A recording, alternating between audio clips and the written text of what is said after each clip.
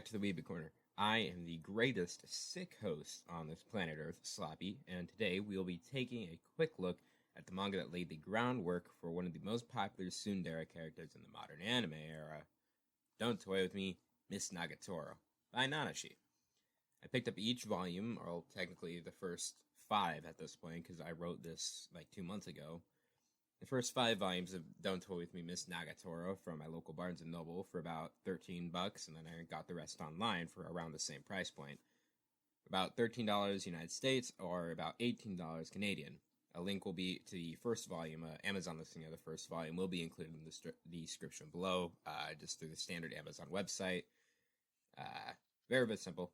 It is a rom-com about a tsundere and a bitch boy. And I love it. I think it's fucking hilarious. Now on to the audio-only segment. Enjoy the stills. I'm going to be 100% honest when I say I hate romantic comedies. I hate them with a burning passion, and somebody took that flaming passion of hatred for romantic comedies and just threw it in an Akon. And I find it the worst genre, as it combines 2 genres that you need to actually be skilled at writing in that specific genre to pull off. But holy fuck, Don't Toy With Me, Miss Nagatoro by Nanashi, as stated earlier, is fucking hilarious. When I was reading volume 2, I was rolling. And by volume 3, I needed to stop because I thought I was going to piss myself. It's that funny. It's really good. Of course, it's an exaggeration, but nevertheless, it is still pretty damn hilarious.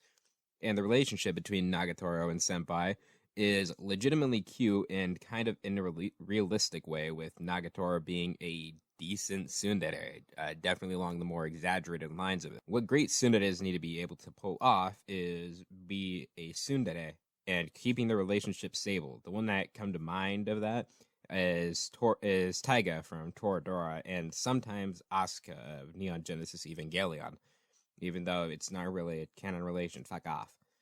Callan from Code Geass, to a point, of course, except in the ending where she got shafted, and Kudistina from Steins Gate. So yes, that means Nino is true trash. I will state that as long as I must.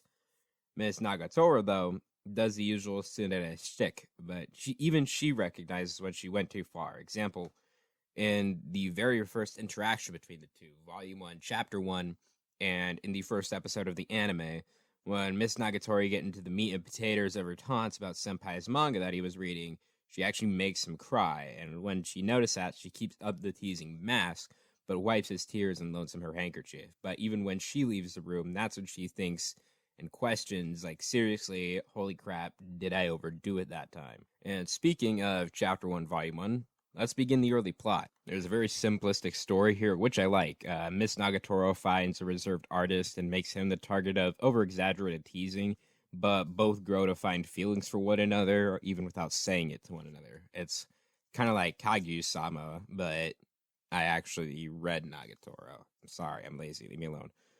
But I personally haven't found like a true progression of events throughout the time frame of the story that does not include the procession of seasons or school events. Like in the most recent volume, number 9, taking place on and just around Christmas Eve, and another volume taking place over the preparation and execution of a school festival, with the exception of specific time period volumes, of course. Don't Toy With Me, Miss Nagatoro is kind of an anthology-style story, but without the true cemented place in time, with a few exceptions. I just read them. The, of course, required beach chapters taking place during the spring and summer, and the chapters during the school festival, which actually innates a kind of small battle between Senpai, Miss Nagatoro, and the, I think her name is the art, is just president, the art club president. Very interesting. And it's just this lack of, I guess, confession between one another. The couple just is able to get closer while one is being a pussy about it and the other is assumed that adorable shit. You love to see it. Only hit to it is that Nagatoro does have a few friends that interrupted the events between Nagatoro and Senpai, which is fine because it does give Nagatoro the ability of the face.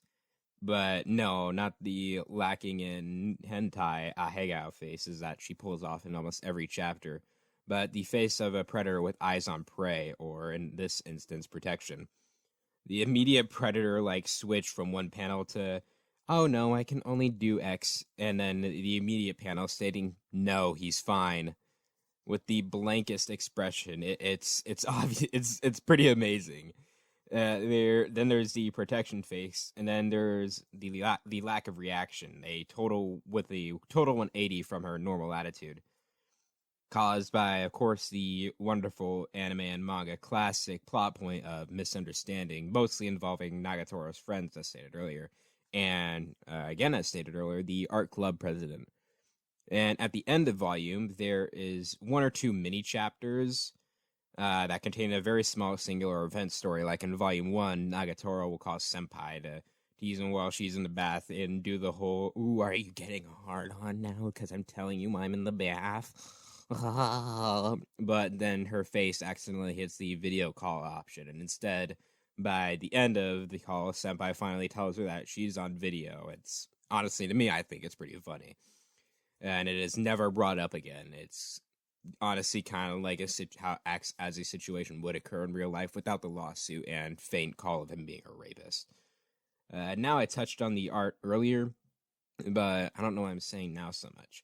But now I really, really want to talk about it. Both the general art and the faces art. Don't Toy With Me within Don't Toy With Me, Miss Nagatoro is really fun, and the quality of the faces and the art both can only come from learning a very specific method of art within the anime style. I said it earlier, actually.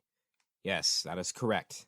Nanashi wrote and drew doujinshi, but this wasn't kind of any laid-back defloration doujinshis, all cute and wholesome.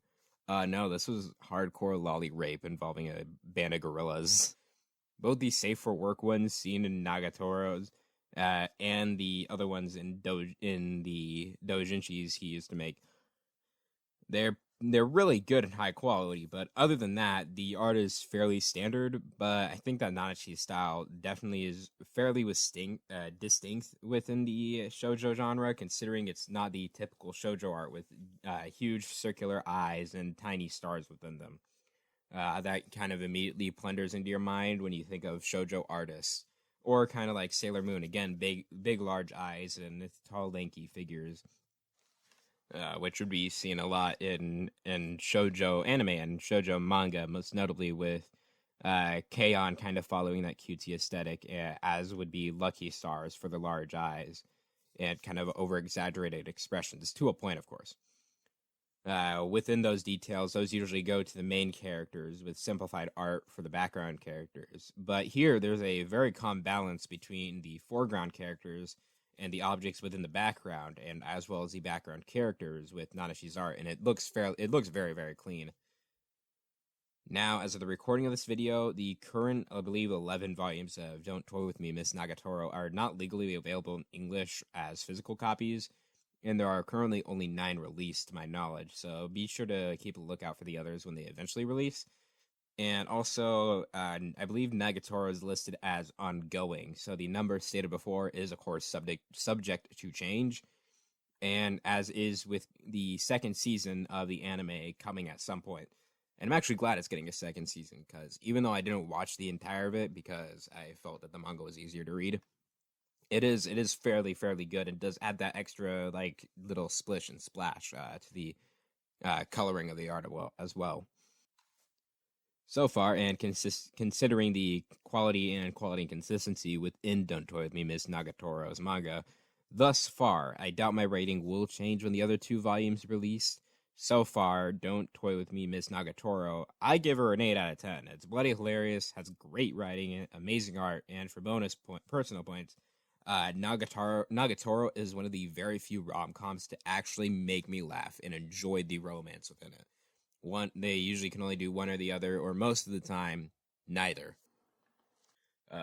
Yeah, that was my review for Miss Nagatoro. I wish I could have gotten this up earlier. Of course, I couldn't. I was dying in that bed over there for the first 2 days. And then the rest of them, I could not get my hands on the computer because everybody was working and everybody else was sick in my house. So it's been rough, but I'm glad to finally be able to sit down again in front of the phone camera and be able to record and do more content for you guys. Of course, I missed my golden time window of uploading a video the next day right after the Hololive reaction video hit 100 views, which I've never been able to make, of course, because I'm stupid. But I should have, but I couldn't because I was dying. And the fact that it's gotten 2,000 views in under like a week and a half, that is both scary and amazing. Scary because I never expected to happen to me. But great is that I've actually been able to somewhat elevate my channel a bit. We recently hit 40 subscribers. Thank you. That is amazing, astounding. I never thought I'd see that. As well as hitting a video with 3 digits of likes on it. Again, courtesy of the Hololive video, something that I never thought I would have expected. And it also got claimed. That is amazing. We got not our first claim. I don't know why I was trying to make a big deal out of that, but it's like our 20th. At least it's just a claim. It hasn't been striked down. That is great. Yeah.